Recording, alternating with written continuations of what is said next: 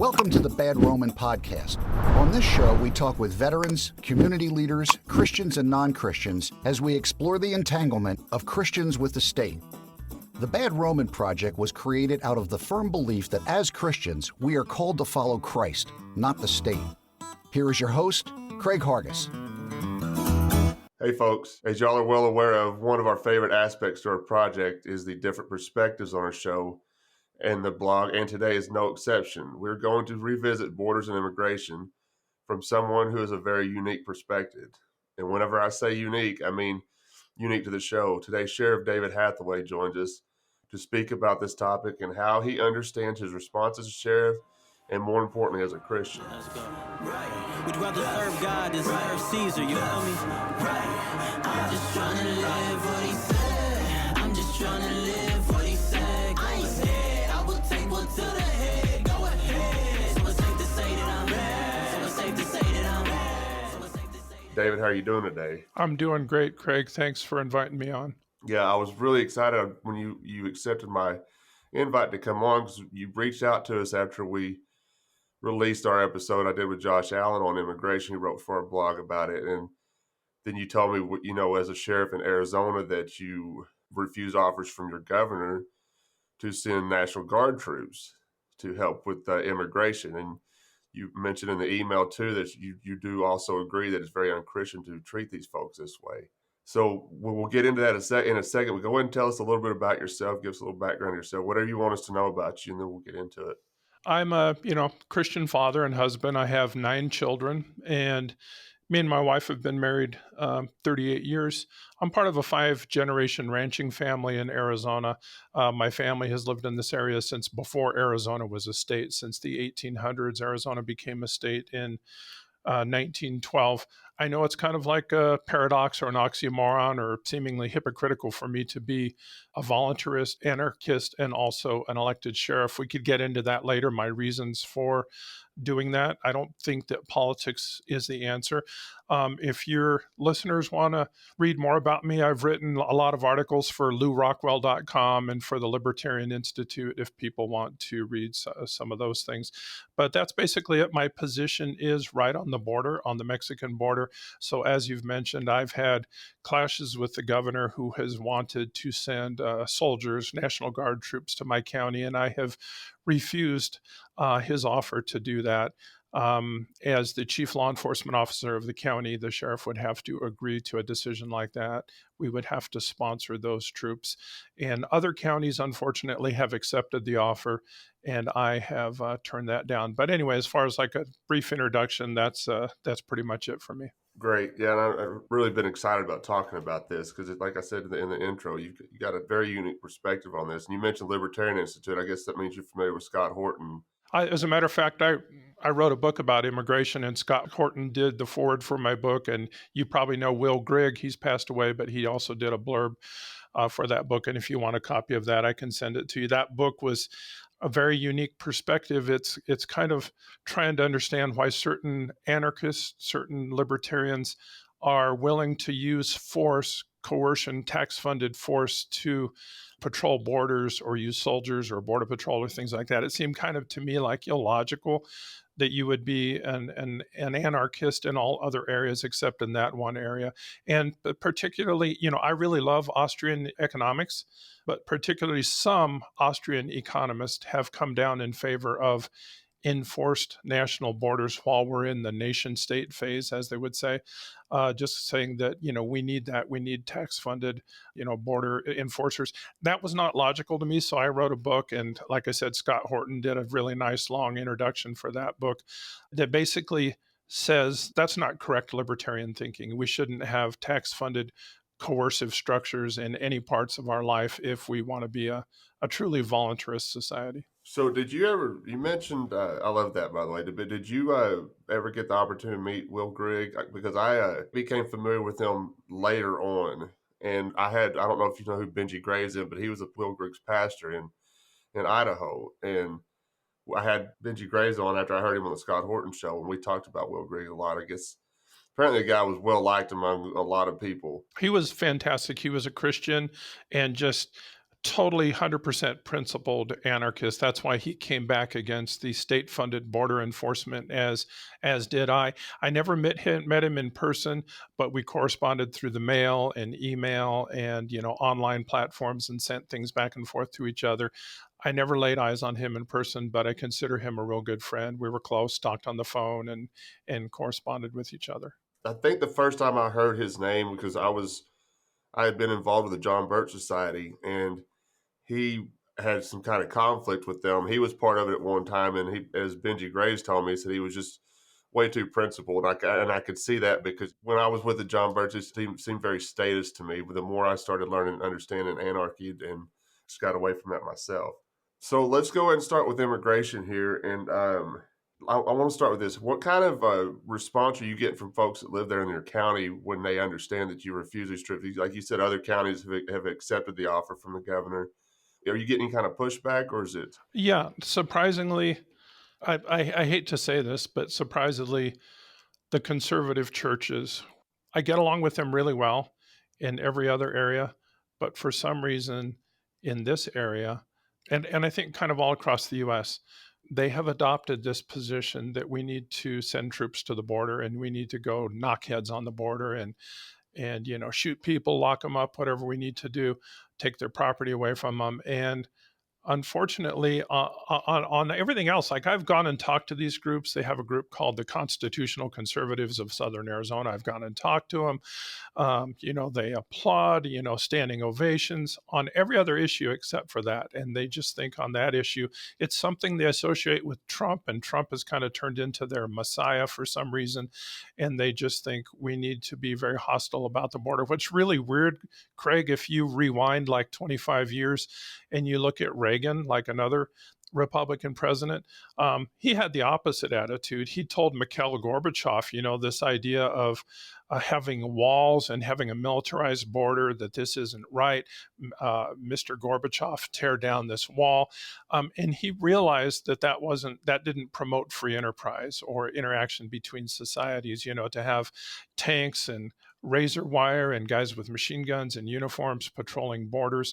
And I've warned the people here, like, for example, several years ago, they started doing what they call southbound inspections. This is a brand new thing, and now it's full time, where they search you as you're leaving the country. The U.S. officials, not the Mexican officials, U.S. officials, search your car, and they'll take your money on the way out of the country. So walls and militarized borders not only are an attempt to keep people out, but they keep you in too if you're trying to leave or become an expat and move to another country. So surprisingly, the pushback has been, in my case, pastors and members of kind of conservative congregations. And in other aspects of life, I would associate with those people, kind of across the board on the other thing, like personal freedom, all the COVID restrictions that I disagree with and I fought against, just pushing for people's individual liberty and from the Christian perspective, love your neighbor as yourself, adopting that as our principle for action.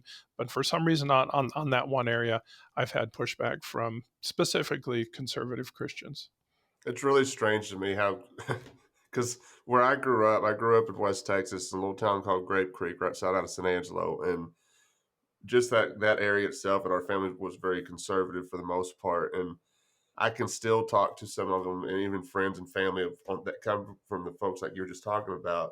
It seems to me like they're talking out both sides of their mouth when they talk about, they'll say one thing about Jesus, then they'll talk about Jesus in one breath, and then the vitriol and the anger towards somebody that's coming across the border trying to better their life.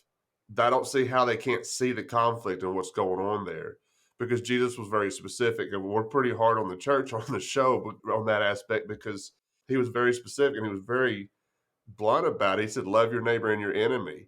I saw somebody post the other day, it was on Facebook.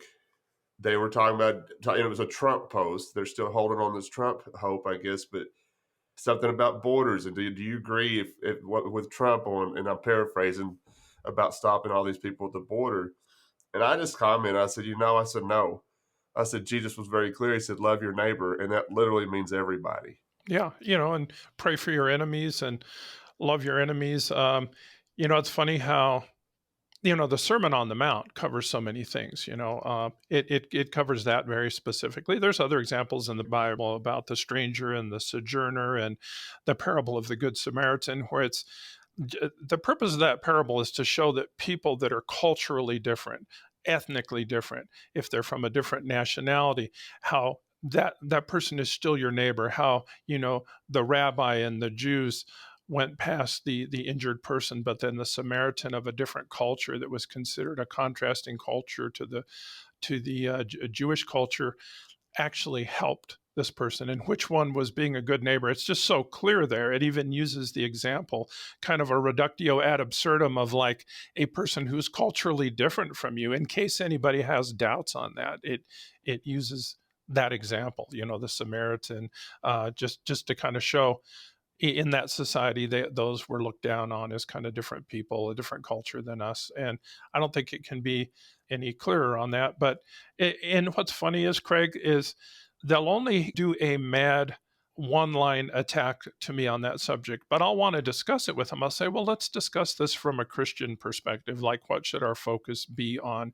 And even from a freedom perspective or a perspective of the government's too involved in our lives, let's just discuss this logically. And I can never get one of those people to discuss it. They'll just be very angry with me and they'll shut off the conversation, because it's maybe a bad habit of mine, but I like having political discussions like, okay, maybe I'm missing something here. You tell me what I'm missing. And I can't get anybody opposed to me that's kind of more the conservative Christian perspective. I can't get them to go down that rabbit hole and say, let's have a friendly conversation.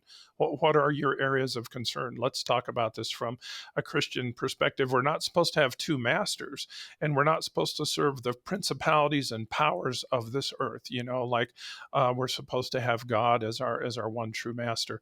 And yet they've shifted that focus selectively through a misinterpretation of Romans chapter 13, where they will just say, well, as an individual Christian, I couldn't do this. I couldn't beat somebody over the head or drop a bomb on somebody or disembowel them or butcher them. But if it's somehow ordained by the government, by Donald Trump or Biden or somebody like that, then it's okay to do things that an individual Christian can't do. Then you can join the army and kill people. As an individual Christian, you couldn't. But if it's blessed through some Romans 13 interpretation, a misinterpretation of what the government can do, then it's somehow okay.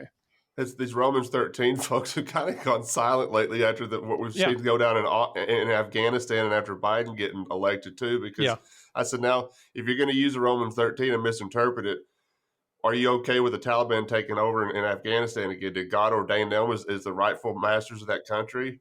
Yeah, and with Hitler and Stalin and Mao Zedong and all that, like, they will go silent on that too. If you say that any earthly authority is ordained by God, and of course what Romans 13 really means is all true authority. The true authority on earth is ordained by God. But obviously there's authority that's not legitimate. If you and me were stranded on an island, Craig, and it's like, okay, this is our island kingdom, and all of a sudden I start whacking you over the head and tell you I'm going to sit here in a hammock and you have to go pick coconuts for you and me to both eat, is like, okay, I'm the authority because I've proclaimed myself to be the authority. And if I can get you to submit to that, it doesn't mean that that's ordained by God, Exactly. And you said that people won't have this conversation with you, because when you're talking about this stuff, I've been called radical before in my beliefs, but if you look at the early church and Jesus said they were called radical, because in their thinking, and I think the church needs to get back to being radical, and get back to this radical type of thinking and loving your neighbor. It's strange to me that it's a radical thought, it's a radical thought to take his word seriously. Yeah. The early church, if you look at the first 3.5 centuries up to the time of Tiberius and Constantine, they wouldn't even think of joining the army or participating in a military activity. But around the time of Tiberius, he proclaimed Rome to be a Christian empire. And then before that, before they would go to battle or do military exercises, they would do ritual sacrifices to pagan gods. And now they just proclaimed that the whole empire was now Christian, and they would continue those same rituals, but now they were praying to Jesus Christ, or they were doing it under the umbrella of a Christian nation. And now all of a sudden that made anything the military does be legitimate from a Christian perspective. And around the 4th century, Tiberius, and then, with Constantine, it became where the state legitimized, where Christianity somehow accepted that they can become under the umbrella of the state. But like you said, I fascinated at looking at the practices of the early church, read their writings, what they focused on, and it was nothing to do with the state, for at least the first 3 centuries, and then it just radically changed, and then it got worse over times with the Crusades and all these things that were supposedly Christian or God-inspired military endeavors, which was not that way in the early church. Right. They would go so far as they wouldn't even allow you to be in the church if you had any kind of connection to government or to the state, especially if it was going to cause somebody some harm. Hey folks, Craig here, and I'd like to let y'all know we are always looking for writers to contribute to our blog. I don't care if you have any experience or not. 2 or 3 of our contributors had no prior experience writing, and it turns out they have a real knack for it. Our project coordinator helps them put the articles together, and she publishes them on our website and Facebook page, and you will also have the option to come on the show and go more in depth about your article. So if you like what we're doing at The Bad Roman and would like to try your hand at writing, then send us an email at thebadromanpodcast@gmail.com. We're having a blast with this project, and we would love for you to join us in helping promote it. Now back to the show. As an anarchist or voluntarist, what I've studied on the early church, trying to understand that philosophy, the anarchist philosophy, and still learning along the way, once I started really kind of getting into the early church and understand that first 300 years of how they responded to the Roman Empire, it's really solidified my view as an anarchist or a voluntarist, because, and I say this all the time, I said, we need to get back to that old time religion. And I'm not talking about the 50s and 60s. I'm talking about the first 300 centuries or 300 years of Christianity.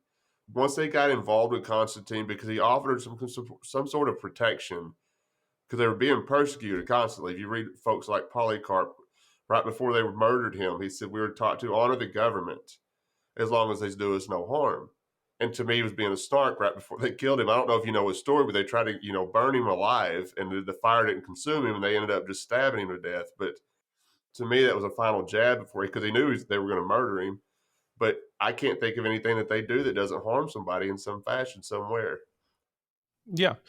And, the reason we pay taxes is not because it's right and just what the government's doing. Is just as Christians, we want to live peaceably with all men. And so if somebody's coercing you to do something, if government's coercing you to do something, you can try to have peaceful resistance. You can opt out if it's possible. You can opt out, take your kids out of public school, and then do homeschool like we've done with our 9 children. But, the reason we pay taxes is not because it's legitimate of what the government's doing. It's just to live peaceably with all men. And as a matter of fact, one of the articles I wrote for LewRockwell.com a few years ago was the give unto Caesar passage, where Jesus, he would often answer a question with another question, require the person to think. And then, so what he really requires you to do is to think, what is Caesar? And the philosopher Nietzsche said that the government owns nothing. Everything, he said, everything the government owns is stolen. Whatever the government owns is stolen, or whatever they possess is stolen. So stolen property is not legitimately yours. Like if you stole my car, you may possess it, but if you adjudicated that, I would still be the rightful owner of that. So Nietzsche said anything the government possesses is stolen. So if you look at what Jesus was saying, he was requiring the people that ask him, because they were trying. I mean, the scriptures say they were trying to trap him. He requires them to think through yourself, like, okay, give unto Caesar what is Caesar's. So then you have that mental exercise. What is Caesar's? Well, like I said, Nietzsche said everything that the government has is stolen. So really, if they took it by coercion, it's not theirs. They don't own anything. But he doesn't come out and say, you don't have a rightful claim on anybody's property. But, the reason that we pay taxes is really pretty much just to not harm the faith of somebody who's weak in the faith, so they could think that you're I know you're doing something inappropriate. We don't do it because we believe in what the government's doing, is just to kind of avoid problems, to avoid misperception of Christian intentions, that we're hostile to other people, when we're really trying to be friendly to other people, our neighbors and our enemies. Right. And it's so funny you said that what Jesus would do when he would ask a question himself. It's kind of like what you were talking about when folks were giving you pushback about the immigration stuff. You were asking them questions.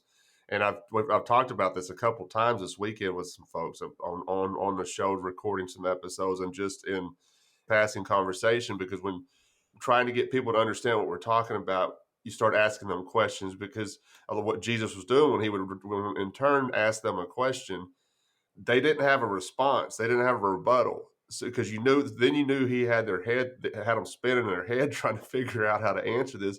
And all the time they would just turn around and walk away because there was no answer to it. But he got them thinking. And I think that's how we change a lot of what's going on. You get them thinking, like these people you're talking to in these churches about immigration. At that moment, you might not have convinced them, but you got them thinking about it at least. And it takes a minute for some of that to kind of, that seed to kind of sprout into a tree. And then, they're going to gain more knowledge that way. And you know a thing, Craig, about the immigration thing, it's kind of always been a red herring issue to get people fixated on foreigners, on something outside the U.S. Like, you've never really been allowed to or encouraged to openly criticize the regime that's trying to control you in your life. But say Hitler could fixate on Poland. He could say, the Polish people are dangerous and they're a danger to the fatherland. We need to invade Poland. Of course, it wasn't true, but you can always fixate on a foreigner. The government allows you to do that. They don't want you to complain about the actual tyranny, the freedom they're taking away from you in your own country. So examples in my lifetime, I'm 62 years old. I mean, people were allowed to hate the Vietnamese. The Vietnamese is the scary foreign evil entity. Hate Koreans, hate Germans, hate Japanese, and where you'd have during World War I and World War II, where there were like German language newspapers in the US that were shut down and people were imprisoned that were of German descent, and the same with Japanese descent. And like right now, you can hate people from Syria, Afghanistan, Iraq, Iran. That's acceptable. You can have public discourse on that. You can complain about that on Facebook. But you see what that is? That's a red herring. It's kind of a safety relief valve for the government, because the government that's oppressing you, the government that's oppressing Craig and oppressing David, they don't want us to notice and talk about their oppression of us. They're taking freedoms of us. So it's always kind of a safe, easy thing to say, let's go hate those people in Iran or Vietnam or Japan or Germany, or Hitler can say the people in Poland, or Stalin can say the kulaks, like these are the people that some sort of foreign group or ethnically different group, you're allowed to hate them. And it's like a little secret. It's like the state entity that's controlling you does not want you to complain about the mask or the vaccine passports and things like that. And they make that taboo, and they will like deplatform you if you do that. But it's okay to have squabbles, left-right squabbles about foreigners, about Mexicans, Guatemalans coming across the southwest border, or you can complain about they're all inhuman savages, that live in Afghanistan or, Iraq. And it's been going on throughout history. Like the Romans described the Germanic people as barbarians and savages. They wrote treatises about them and about anybody else they wanted to invade. And that mythology stays till this day.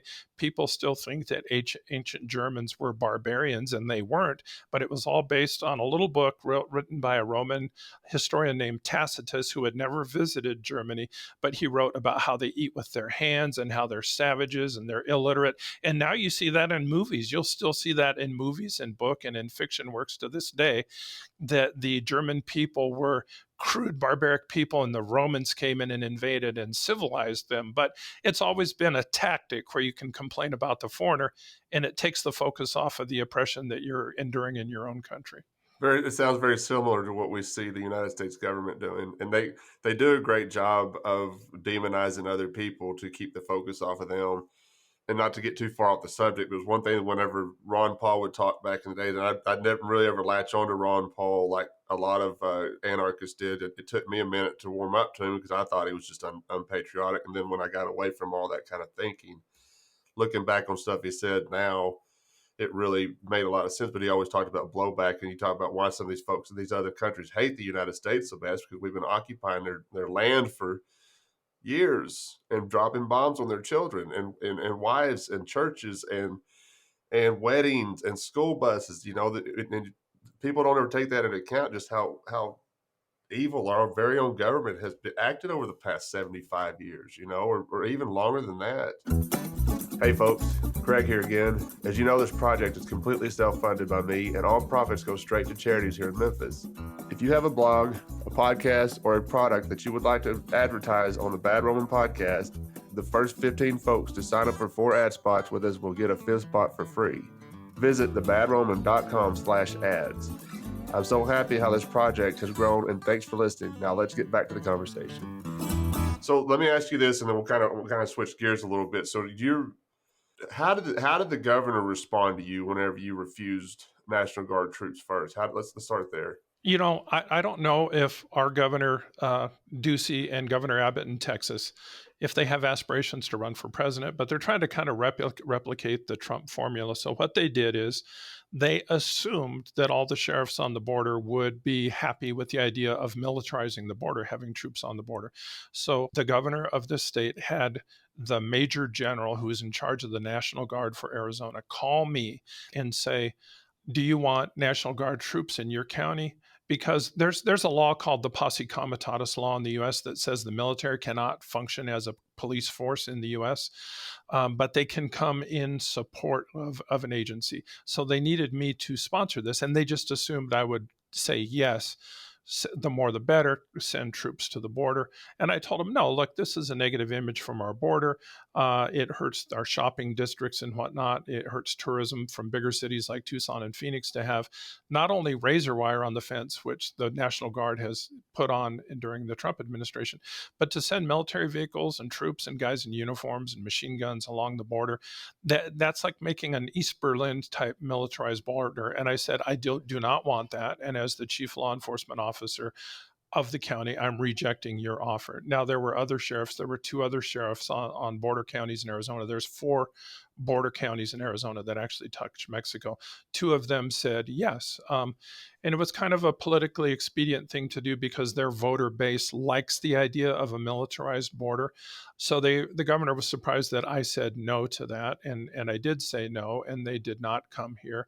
And I gave my reasons. And then both Governor Abbott in Texas and Governor Ducey in Arizona then, after that, did this crazy thing where they sent out a plea to all 48 lower contiguous states of the U.S., telling them send law enforcement officers, deputy sheriffs, state police, and send your National Guard from your states to the border in Arizona. So at this point, 10 states have responded that they will send sheriff's deputies like from Florida and from Iowa and various places to the border. And I'm going to refuse for those people. And they've also said that they will send their National Guard to the borders as well. Now, as the chief law enforcement officer, I can say no.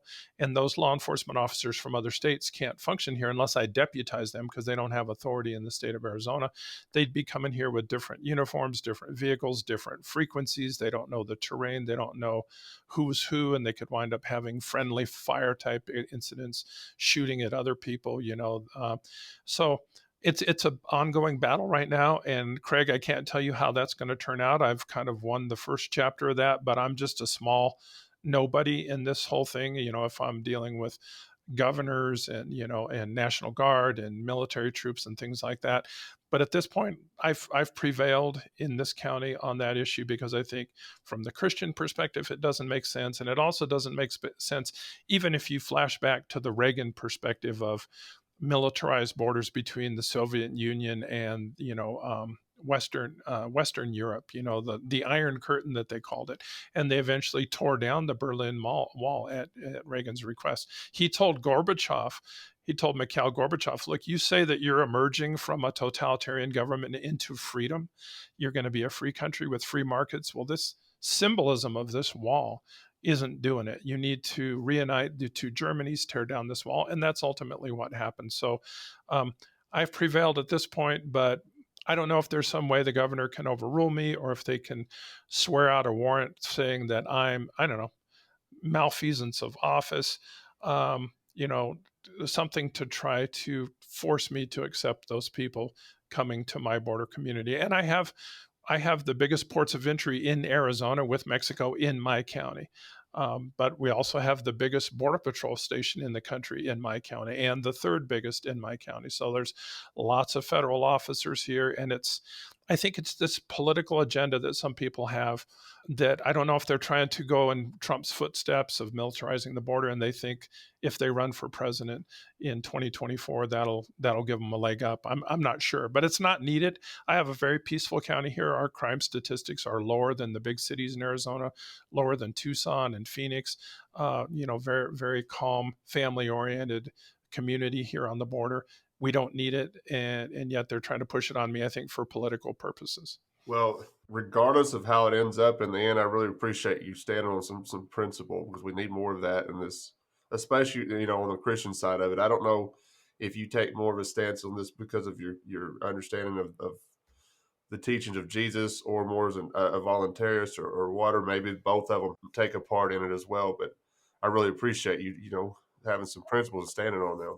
And just to tell you about, I've only been in office for 8 months. And just to talk about the Christian perspective, I wanted a campaign slogan. You know how people will have campaign slogans, little catchy, meaningless phrases or something like that.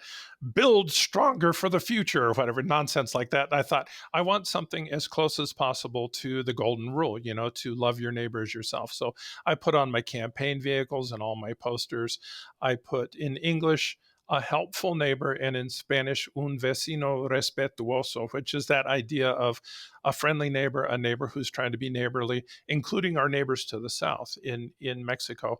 And as a matter of fact, of all the interviews I did leading up to the election, I campaigned for a year and a half. I never articulated any kind of a crisis that the government needs to solve, because kind of the formula for all government action and the way most sheriffs campaign is, the world is a scary place, and there's a crisis out there, and you need me to save you from this crisis. Whether we need more DUI checkpoints, we need more troops on the border, we need a bigger drug war, something where they will articulate a crisis. I did the opposite of that, and I didn't know if it would work. I never said I want to run anybody's life. I have no desire to run anybody's life, but my campaign was all about being neighborly, about helping our neighbors, and it worked for me. I won in a landslide. I didn't know if it would work, but ultimately it did have that Christian focus. My slogan was as close as I could, getting it down to 3 words, of having the golden rule as my campaign slogan. Yeah, listening to your conversation with Tom Woods, and I want to touch on something you said in that as well towards the end of this one. But when you mentioned that you had like 4 times more votes than the second runner-up, I guess, or the runner-up to you, and so it sounds like what you were doing was work. It resonated with some folks apparently. If you beat them that badly in this election, so yeah, maybe it's just maybe it's a breath of fresh air, because you're not hearing it. Politics in is so ugly. I can't hardly pay attention to it, because it's. Now, I'll pay attention to it enough to know what I need to know about going on as far as the show's going. But people are so divided and so angry with each other all the time right now. You know how I get my news, Craig? I just can't stand watching the evening news. I get my news by listening to Scott Horton's podcast, Peter Schiff, Tom Woods, David Knight, Pete Quinones, and I figure, if there's something that's not fake and it's not hype and it's something new going on in Afghanistan or something, and if it's from the correct perspective, I'll get it from a podcast. That sounds, and the only other thing is I get a daily email synopsis from some local media outlet, and it's all politically correct nonsense about how, the schools are mandating masks and how important it is, or the different industries, healthcare industry is going to mandate vaccines and all that. And I guess if I wasn't in this position where I could get blindsided by something like that, like I do 20 media interviews every week, every major national network and the local networks, Fox, NBC, CBS, ABC, PBS, all the local newspapers, and about 3/4 of what I do is Spanish interviews. I do Across the Line, I do Telemundo and Azteca TV. Since I was born and grew up in a community that's 95% Hispanic, I speak Spanish, but I try not to listen to any of that, to any of the evening news on TV or anything. I really can't stand it, and me and my wife don't want to get depressed, and because it just beats you down, and it's so much lies too. That's a good point, because I had Pete on the show, and I mentioned that too as well. Like if I need some news, if I need to learn something, I'm gonna listen to folks like Kim or Scott Horton, because to me, I'm good. Somebody asked me one time, they said, well, how do you know that the podcasts you're listening to aren't lying to you like these mainstream media outlets are? And I said, because their message is consistent. If you listen to the mainstream media, their viewpoint could change the next day or 5 minutes later from what they were talking about. So if it's not consistent, they're lying to me. Right. It's like 1 week, it's 2 weeks to flatten the curve, and then the goalposts change. And then it's like, kids shouldn't wear a mask, and now it's kids should wear a mask. It's like, you're right, it's not consistent. It keeps changing. And what they do is what Murray Rothbard called court intellectuals, where they produce the pseudo-intellectual argument to support whatever the government wants to do. And the government's always going to choose the most authoritarian option. If the government's presented with several options that are supposedly science-based options, they're always going to choose the one that gives them more authority, like where they can have their budget increase, or they can hire more employees, or they can clamp down on the people more. It's never going to be the one that allows you to run your own life. Exactly. All right, so I want to talk about something. I don't know if this is going to be controversial to our listeners or not, but before we started recording, I mentioned this to you. One of the biggest questions we get when we talk about a voluntary society is, well, what about the police? Are we not going to have any kind of security? I think that's the number one question I get when I'm talking to somebody that's they don't really understand the philosophy. And so whenever I look at a sheriff, and I'd mentioned this before we started recording, to me, that's the closest thing that I can describe as what we're going to see, what we would see in a voluntary society. Because if you're the society you're part of, want some kind of police force, some kind of security force, we don't have to call it force, just security in itself. To me, that's what the sheriff's department looks like in a way. It's not exactly the same. My understanding of the Constitution and understanding the sheriff's role, the sheriff is the only police officer that is elected by the people of that county. If you look at like the state police, they're beholden to the governor. The city police are beholden to the mayor. The FBI, all these federal agents are beholden to the federal government. They were not put into those positions by actual people voting for them. Do you see that as your role as a sheriff? Do you see that as being a similar role, or do you see it differently? Maybe I'm just overthinking it. No, that's a really good question. Things like police departments and sheriff's offices are not market creations. They're funded through theft, through taxation. So you don't know what the security situation would look like. Would everybody handle their own security in a pure market-driven situation? Would there be something like organized security entities? And the only way you would know that is the market will supply everything that people need. And if there is a demand, like, for example, when they choose how big my sheriff's office is or how big the local police department is, they just pick a number, and then they raise people's taxes to the point where it can support that size of a police force, that number of detectives, that number of patrol officers. But who's to say that they guessed right? Who's to say that the demand would not have been less, or would have not have been more, or would not have been there at all, where people would all choose to do their own security? So it is an illegitimate creation. Any kind of a sheriff's office, state police, even though sheriffs, like you said, are the only ones that are elected by the people. But even democracy is not a legitimate concept. If you read Hans Hermann Hoppe's book, Democracy, the God That Failed, democracy does not provide just outcomes. Like the example I like to give is if you had two wolves and a sheep voting over what's for dinner. They have a vote like what's for dinner. Well, that's democracy, but the sheep's always going to lose. But it doesn't mean it's a justified outcome. But, if you want to look at it from the political history perspective, like you're saying, from that, if you put any sway in politics, and I have my own reasons for being sheriff here, but if you put any sway in politics, if you look back historically to English common law, the sheriff was the only law enforcement function. And then that was carried through common law into the United States.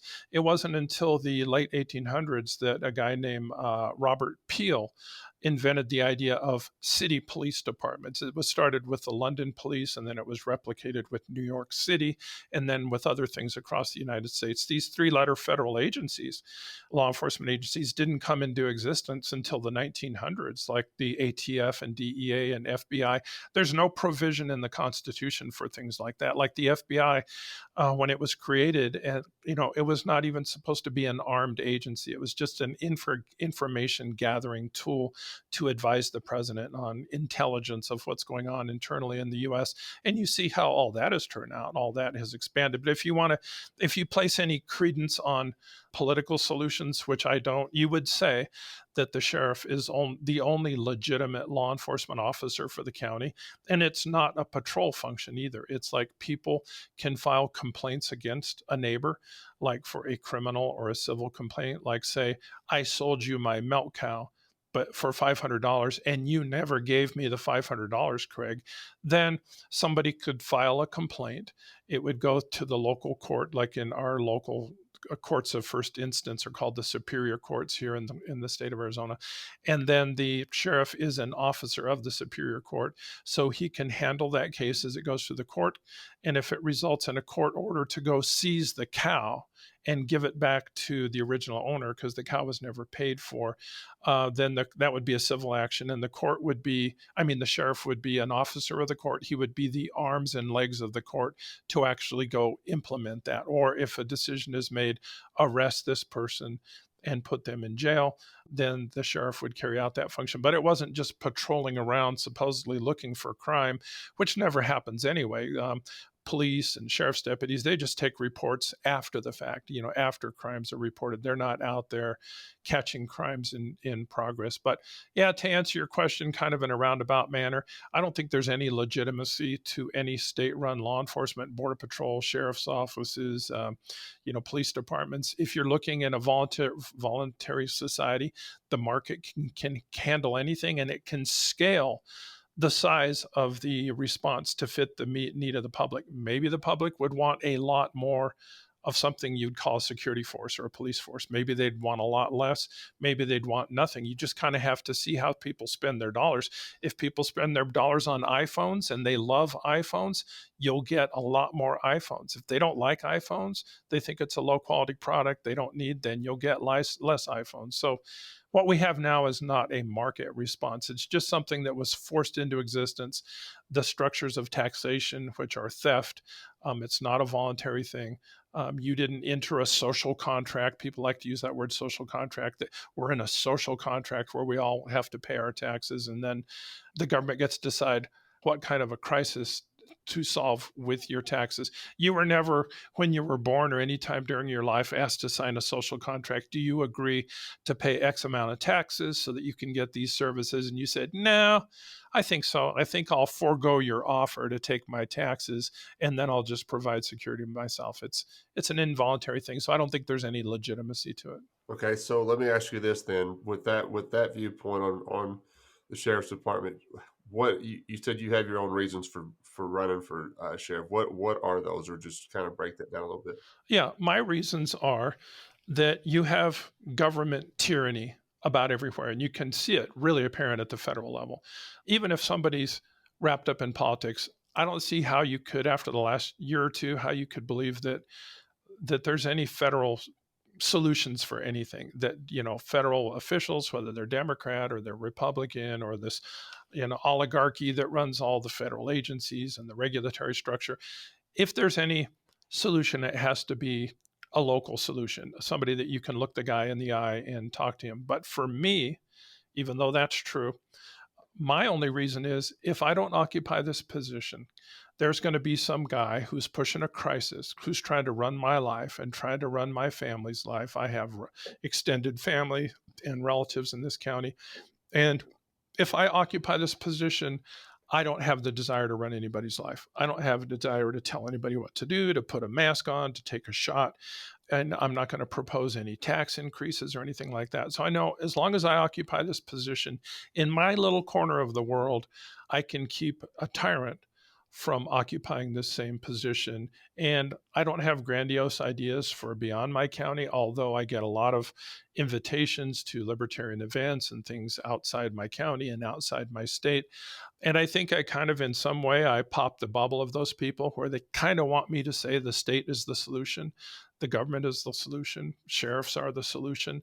But really the only reason I'm doing it's just very simple, tiny little reason that I live in this county. I have ranch property in this county. I have a bunch of children. I have grandchildren. I have aunts, uncles, cousins.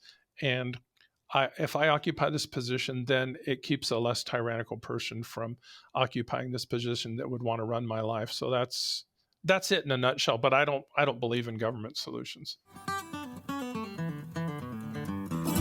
Now, before I let you go, when you were on the Tom Woods show, before y'all ended talking to each other, you mentioned something about when Fauci was asked about the unintended consequences of the COVID lockdowns, all these mandates, mask, vaccine. Well, maybe this was before the vaccines were really becoming a thing. But the reason I want to talk to you about it a little bit is I mentioned before we started recording, because it's something that is completely missed in all of this. And it's something that has affected our family personally.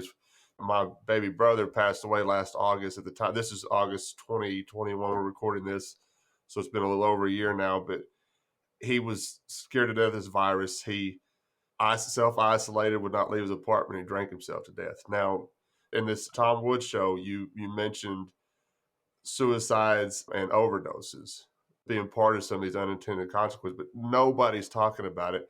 And I want more people to start thinking about this, because it's affected a lot more people than you know. Yeah, that's true, Craig. And Fauci was asked, I think he was asked by Rand Paul, okay, you're only looking at one aspect of this, like let's do isolation, tell people to stay home, mask, social distance, close the gyms, close the theaters and all that. But have you considered that there would be health consequences, emotional consequences, psychological complications, medical complications, people missing their doctor's appointments? Have you considered that there would be that? And Fauci said, I'm sure there would be other consequences, but I haven't measured that or calculated that or taken that into the equation when he gives advice on how the whole country should behave. And I think I mentioned on the Tom Woods podcast that there was an Austrian economist named Henry Hazlitt that wrote a book called Economics in One Lesson. And the one lesson of that book is whenever you're making a decision, you can't just look at one group of people in one period of time and just only look at one factor. You have to look at the totality of the millions of human interactions. You can't just say, we're going to take $100 million from taxpayers and build a bridge over here to nowhere. Yeah, that'll benefit the bridge building company, the construction company. They'll make money off of it. But what about all that money that would have been taken from those people? So back to your example of the Fauci thing. Yeah, the unintended consequences he didn't consider, like suicides and the drug overdose deaths, are 3 times in my county what they were in the year before the COVID nonsense.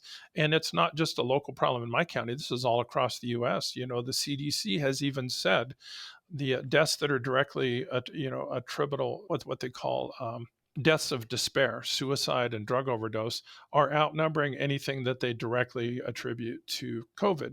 And I know the county just north of us here, where Tucson is, Pima County, they just set the record for the most suicide deaths and the most drug overdose in the history of whenever they've been keeping records. But somehow this is left out of the news.